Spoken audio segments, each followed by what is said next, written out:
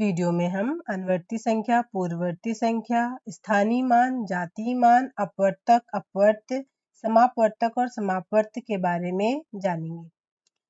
सबसे पहले हम देखते हैं पूर्ववर्ती संख्या और अनुवर्ती संख्याएं क्या होती हैं। पूर्ववर्ती संख्या जैसा कि नाम से पता चल रहा है पहले आने वाली, अनुवर्ती मतलब बाद में आने वाली। ठीक है, तो कभी भी पूर्ववर्ती और अनुवर्ती का मतलब पहले और बाद में आने वाली संख्याओं से होता है। सबसे पहले हम इसकी परिभाषा देख लेते हैं। किसी भी प्राकृतिक संख्या के ठीक बाद आने वाली प्राकृतिक संख्या उसकी अनुवर्ती, जिसे उत्तरवर्ती संख्या भी कहा जाता है, और ठीक पहले आने वाली प्राकृतिक संख्या को पूर्ववर्ती संख्या कहा जाता है। ठीक है, तो ये हमेशा याद रखना कि पूर्ववर्ती और उत्तरवर्ती जो संख्या है वो प्राकृतिक संख्याओं के लिए बना हुआ कंसेप्ट है। अब देख लेते हैं कि इनको कैसे जाता है। पूर्ववर्ती संख्या निकालने के लिए 1 को माइनस कर देते हैं, अनुवर्ती निकालने के लिए 1 को प्लस कर देते हैं। इनको इंग्लिश में प्रीसीडिंग नंबर्स और सक्सीडिंग नंबर्स कहा जाता है। कुछ एग्जांपल्स देख लेते हैं। अगर कोई भी एक नंबर लाइन अगर हम कंसीडर कर लें, उसमें एक नंबर 5 लेते हैं, तो इससे पूर्ववर्ती अगर पूछा जाएगा तो एक माइनस करना होगा यानी 4, एक प्लस करना होगा अनुवर्ती के लिए तो 6 हो जाएगा। तो इस तरीके से पूर्ववर्ती व अनुवर्ती निकाला जाता है। एक और टर्म आता है जिसे हम कहते हैं मध्यवर्ती या इन बिटवीन नंबर। तो इन बिटवीन का मतलब होता है दो संख्याओं के बीच में आने वाला नंबर। जैसे 9 और 10 का मध्यवर्ती कितना होगा, 9 और 11 का मध्यवर्ती कितना होगा, 10, क्योंकि 9 और 11 के बीच में 10 आता है। ठीक है, तो इस तरीके से 3 कंसेप्ट आते हैं, पूर्ववर्ती, अनुवर्ती और मध्यवर्ती। ठीक है, तो नंबर लाइन के हेल्प से भी हम इनको निकाल सकते हैं। नेक्स्ट अगर हम कुछ एक और एग्जाम्पल और देखते हैं, जैसे कि 13 का अनुवर्ती अगर निकाला जाए तो 14 आएगा, पूर्ववर्ती अगर फाइंड करेंगे तो 12 आएगा। ठीक है, या इसे इस तरीके से भी देखा जा सकता है कि 12 और 14 का मध्यवर्ती क्या है, 13। इसी तरीके से अगर ये पूछा जाए कि 19 किसका मध्यवर्ती है, तो ये है 18 और 20 का मध्यवर्ती 19। ठीक है, तो इस तरीके से हम ये सब चीजें निकाल सकते हैं। नेक्स्ट है जो बहुत ही इंपॉर्टेंट पॉइंट है कि प्रीसीडिंग ऑफ 1 क्या होता है, यानी कि पूर्ववर्ती एक का पूर्ववर्ती क्या होगा। तो एक का पूर्ववर्ती निकालने के लिए एक को माइनस करते हैं तो ये आंसर आएगा 0।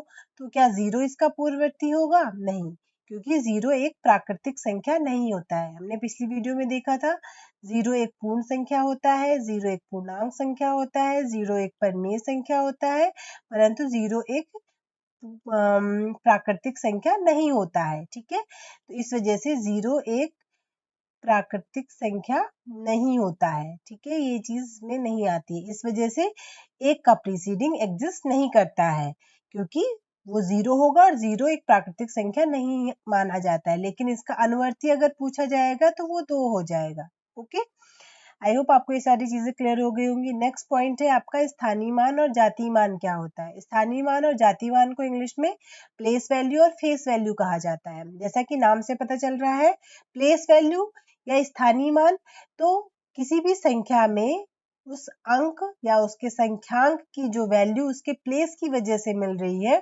उसे प्लेस वैल्यू कहा जाता है। और जो उसके जो अंक है सिर्फ उसके फेस की या वो जैसा दिख रहा है सिर्फ उसकी वजह से जो वैल्यू है उसे उसकी फेस वैल्यू कहा जाता है। ठीक है, तो जैसे हमने अभी पिछले वीडियो में अंक, संख्यांक और संख्या में क्या अंतर होता है ये सब हमने देखा था।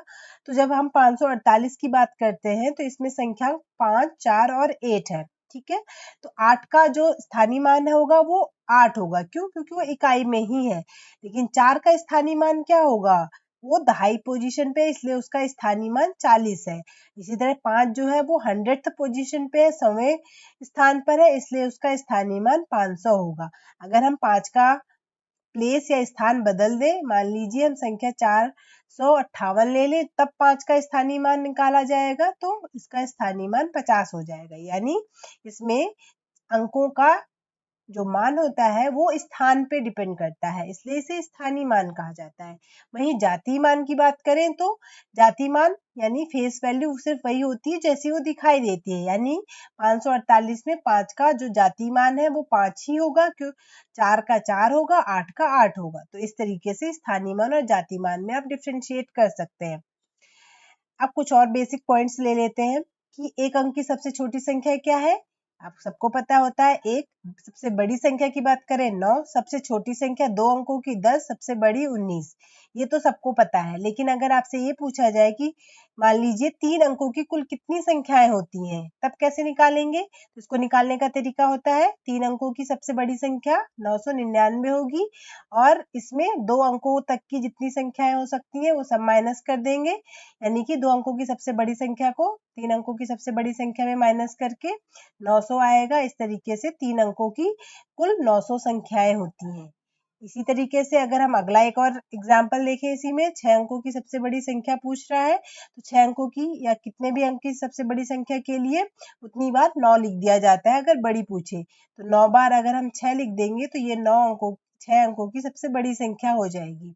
अगर इसी तरीके से 6 अंकों की सबसे छोटी संख्या पूछी जाती तो एक के बाद हम 5 जीरो और लगा देंगे, तो इस तरीके से ये 3 3 6 अंक हो गए और ये 6 अंकों की सबसे छोटी संख्या हो जाएगी। अगर 6 अंकों की कुल संख्याएं पूछी जाए तो अब बताइए कितनी होंगी? हमने अभी देखा था कि इसमें सबसे पहले आपको 6 अंकों की सबसे बड़ी संख्या लिखेंगे और उसमें माइनस कर देंगे 5 अंकों की सबसे बड़ी संख्या, और इस तरीके से आपकी 6 अंकों की कुल संख्या हो जाएंगी 325। ये आपकी टोटल 6 अंकों की कुल संख्याएं हो जाएंगी। ओके, ये एक नेक्स्ट क्वेश्चन ये है कि दिए गए अंकों से सबसे बड़ी और सबसे छोटी संख्याएं कैसे बनाई जाती हैं। तो देखिए इसका क्या तरीका है, इस एग्जांपल के थ्रू समझते हैं। इसमें 8 संख्याएं या अंक दिए हुए हैं, तो इसमें सबसे पहले हम क्या करेंगे, 6 डिजिट की सबसे बड़ी संख्या बनानी है, इसलिए हम 6 प्लेस बना लेते हैं, 3 4 5 6। अब हमें सबसे बड़ी कैसे बनाएंगे संख्या, सॉरी 8 है, 8 अंक है इसमें। तो सबसे बड़ी संख्या के लिए आपको इसमें जैसे हम बाएं साइड आते हैं वैसे वैसे जो प्लेस वैल्यूज है वो बढ़ती जाती है। ओके, तो सबसे बड़ी प्लेस वैल्यू पे दी गई संख्याओं की सबसे बड़ी वैल्यू रखते हैं और इसी तरह घटते हुए स्थान या प्लेस वैल्यूज के साथ घटती हुए अंक रख दिए जाते हैं। जैसे सबसे बड़ा जो 8 अंकों के लिए सबसे ज्यादा प्लेस वैल्यू होगी वो आपको इस पोजीशन पे मिलेगी और इसमें सबसे बड़ी संख्या 9 है, तो इस वजह से आप यहाँ पे 9 लिख देंगे। इसी तरीके से उसके बाद आपकी दूसरी छोटी संख्या है 6, देन आप 5, then 4, then 3, then 2, then 1, then 0। इस तरीके से ये जो संख्या आपको मिली है ये दी गई संख्याओं से बनने वाली सबसे बड़ी संख्या है। अब हम सबसे छोटी संख्या की अगर हम बात करें तो इसी तरीके से हम 8 प्लेसेस हम यहाँ पे बना लेते हैं, 3 3 6 4 7 8 हो गई। ठीक है, तो अब हम आपको क्या करना है, इसमें उल्टा करते हैं। अगर ये सबको पता है 0 1 1 अगर हम लिखे तो ये 2 अंकों की संख्या है, ना कि 3 अंकों की संख्या है। ठीक है, तो इन संख्याओं से बनने वाली सबसे बड़ी संख्या में तो हम बड़ी से शुरुआत करते हैं, लेकिन छोटी संख्या में छोटे से शुरुआत करेंगे। जितनी बड़ी प्लेस वैल्यू होगी वहां पे सबसे छोटी संख्या रखेंगे। तो यहाँ पे सबसे पहले हम 0 पुट करेंगे, then 1, then 2, then 3, then 4 5 6 and last में 9 आ जाएगा। तो ये आपकी इन अंकों से बनने वाली सबसे छोटी संख्या हो गई।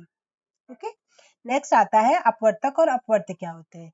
हिंदी में थोड़ा मुश्किल लगता है, अगर आप इंग्लिश में से समझेंगे तो अपवर्तक का मतलब होता है फैक्टर और अपवर्त का मतलब होता है मल्टीपल।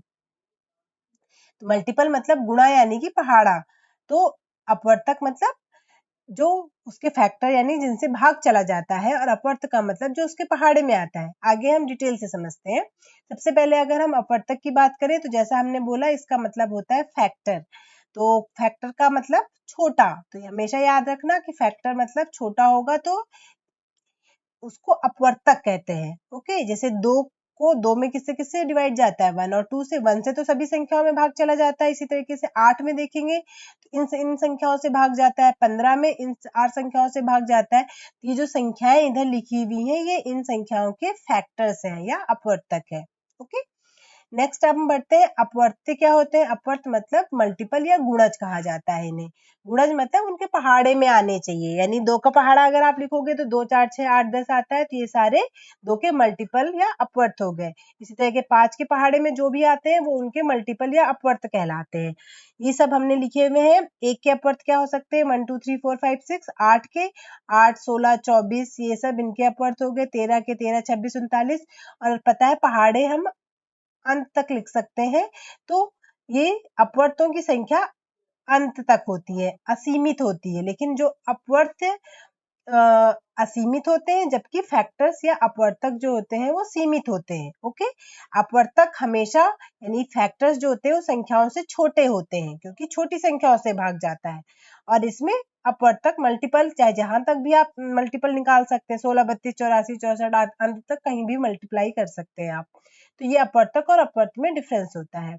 एक और इम्पोर्टेंट फैक्ट ये है कि किसी भी संख्या में अगर उसके अंकों को जो योग होता है उसको सब्ट्रैक्ट या माइनस कर दें, तो आपका जो नंबर मिलेगा वो 9 का मल्टीपल होता है या अपवर्त्य होता है। एग्जाम्पल के लिए 4253 में इसके अंकों का यानी 4, 2, 5, 3 इनका सम करके आपको 14 मिलेगा। इसको अगर इस पूरी संख्या में माइनस करके ये मिलेगा, और तो ये आपका अपवर्तक हो जाएगा। ठीक, अपवर्त्य हो जाएगा, यानी 9 का मल्टीपल होता है ये। ठीक है, इसी तरीके से हम समझ लेते हैं समापवर्त्य क्या होता है। समापवर्त इंग्लिश में अगर हम समझेंगे तो इसका मतलब होता है कॉमन, और अपवर्त हम देख चुके थे मल्टीपल, तो ये होता है कॉमन मल्टीपल। तो इसकी परिभाषा क्या हो जाएगी, दो या दो से अधिक संख्याओं के पहले मल्टीपल निकालेंगे, उनमें जो कॉमन यानी उभयनिष्ठ यानी जो तीनों में या तीनों या चारों संख्याओं में जो दिख रहे होंगे कॉमन होंगे, वही आपके समापवर्त्य कहलाते हैं। एग्जाम्पल के लिए हम अगर ये दो संख्याएं कंसीडर करें 3 और 6, तो 3 के अपवर्त्य यानी मल्टीपल कौन कौन से होंगे, 3, 6, 9, 12, 15, 18, इस तरीके से चलेगा। 6 के अपवर्त्य निकालेंगे तो 6, 12, 18, 24 ये सब आ जाएंगे। तो इनमें से आप कॉमन देखिए कौन कौन से हैं, तो एक 6 कॉमन हो गया, 12 कॉमन हो गया, 18 कॉमन हो गया, 24 कॉमन आ जाएगा। तो इस तरीके से 3 और 6 के अगर हम समापवर्त्य या कॉमन मल्टीपल देखें तो 6, 12, 18, 24 ये सब इनफाइनाइट तक आप आगे भी और भी संख्याएं निकाल सकते हैं। तो ये सब समापवर्त्य हो गए। अब 3 संख्याएं अगर लेते हैं, 9 भी अगर ले लें तो 9, 18 और 27 आ जाएगा। तो इस तरीके से इन तीनों संख्याओं में देखें कॉमन कौन से आ रहे हैं, तो एक तो आपका 18 बन रहा है। ठीक है, फिर हम देखेंगे तो 36 बनेगा। तो 18 और 36 इसी तरह से 18 का जो भी पहाड़ा आएगा पूरा, वो पूरा ही सारी संख्याएं ही इन तीनों संख्याओं के लिए कॉमन मल्टीपल या समापवर्त्य हो जाएंगी। ओके, नेक्स्ट बढ़ते हैं समापवर्तक क्या कहलाते हैं। समापवर्तक मतलब कॉमन फैक्टर। तो फैक्टर मतलब जिन संख्याओं से भाग जाता है। तो इस तरीके से अगर दो या दो से अधिक संख्याएं हैं उनके फैक्टर्स लिखिए, उन फैक्टर्स में जो कॉमन फैक्टर है वो समापवर्तक या कॉमन फैक्टर कहलाता है। जैसे 48 और 64 को अगर हम देखें तो 48 से ये छोटी संख्याएं ये हैं जिनसे इनमें भाग जाता है, 64 में इन संख्याओं से भाग जाता है। ओके, तो इसमें सीमित संख्या अगर आप देखें तो 2 कॉमन है, 8 कॉमन है, देन 16 कॉमन है, देन आपका बस ये 3 चीजें कॉमन है। तो 1 तो सब में कॉमन हो गई, 2 हो गया कॉमन, 8 एंड 16। तो ये 4 संख्याएं इन दोनों संख्याओं के लिए समापवर्तक का काम करेंगी। इसी तरीके से अगर हम तीनों संख्याओं का देखें तो आपके लिए 1, 2 और 8 ये तीनों में कॉमन फैक्टर्स है। तो इस वजह से ये 3 संख्याएं इनके लिए 1, 2 और एक 4 भी आएगा। ओके, इसमें भी एक 4 भी कंसिडर करेंगे। जो भी कॉमन होगा वो आपके अगर वो कॉमन फैक्टर है तो समापवर्तक है, अगर वो कॉमन मल्टीपल्स देख रहे हैं तो समापवर्त्य हो जाता है। ओके, तो इस तरीके से हमने सारी बेसिक डेफिनेशन समझी इस वीडियो में। ये अपवर्तक, अपवर्त्य, समापवर्तक और समापवर्त्य जो है ये हम लासा और मासा में बहुत ज्यादा हेल्पफुल होते हैं। तो ये जो लासा और मासा के जो क्वेश्चंस है वो हम नेक्स्ट वीडियो में डिस्कस करेंगे। Thank you.